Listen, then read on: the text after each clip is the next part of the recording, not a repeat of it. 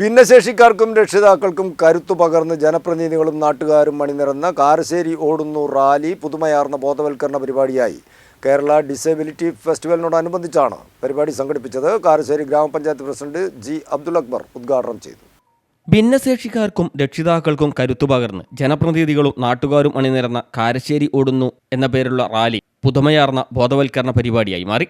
Kerala disability ഫെസ്റ്റിവലിനോടനുബന്ധിച്ച് Karassery ഓടുന്നു എന്ന ബാനറിൽ ആശ്വാസ് പാലിയേറ്റീവ് സൊസൈറ്റിയുടെ നേതൃത്വത്തിൽ നടന്ന റാലിയിൽ ഗ്രാമപഞ്ചായത്ത് പ്രസിഡന്റ് ഉൾപ്പെടെ ജനപ്രതിനിധികളും നാട്ടുകാരും ആശ്വാസ് ഭാരവാഹികളും വളണ്ടിയർമാരും ഡേ കെയർ രക്ഷിതാക്കളും പങ്കെടുത്തു.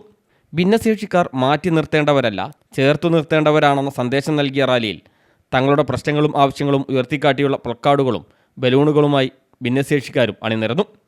കാരശ്ശേരി ഗ്രാമപഞ്ചായത്ത് പ്രസിഡന്റ് ജി അബ്ദുൽ അക്ബർ ഉദ്ഘാടനം ചെയ്തു. Aswas vice chairman M A Sauda അധ്യക്ഷയായി. റസിയ മുസ്തഫ വിശദീകരണം നടത്തി. Sawad Ibrahim, Abdul Harif, Ameena Banu, Subaida Maliyakkal, M T Sayed Vasal, P Abdul Khader, Reena Prakash തുടങ്ങിയവർ സംസാരിച്ചു. Haseena Olakara, M B Nazeer, V P Ummer, Jaseela Shameer, L K Muhammad, Muhammad Kakkad തുടങ്ങിയവർ സംബന്ധിച്ചു. തുടർന്ന് ഭിന്നശേഷി കുട്ടികളുടെയും രക്ഷിതാക്കളുടെയും കോഴിക്കോട് നടക്കുന്ന ഡിസബിലിറ്റി ഫെസ്റ്റിവലിൽ പങ്കെടുക്കുകയും കുട്ടികൾ ഫെസ്റ്റിവലിൽ പരിപാടികൾ അവതരിപ്പിക്കുകയും ചെയ്തു. CTV പ്രാദേശിക വാർത്ത മുക്കം.